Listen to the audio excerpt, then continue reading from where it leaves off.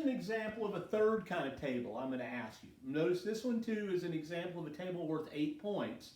So you know your score on test 4. This is a 2x2 strictly competitive game where row has a choice of 2 strategies, R1, R2. Column has a choice of 2 strategies, C1, C2. And here are the payoffs listed. Notice first that there is no dominance in this particular game, right?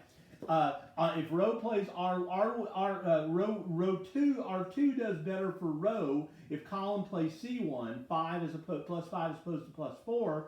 But R1 does better if column plays C2, +8 as opposed to -3. No dominance for row. Also no dominance for column.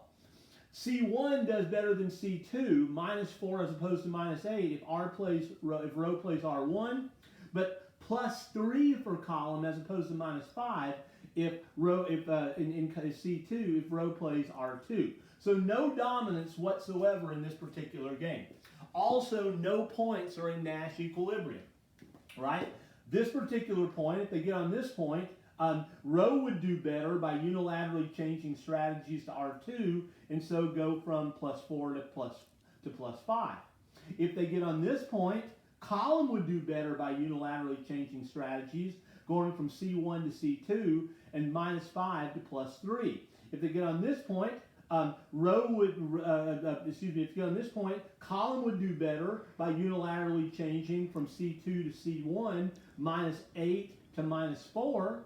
And if they get on this point, row would do better by unilaterally changing strategies from R2 to R1 and go from -3 to +8.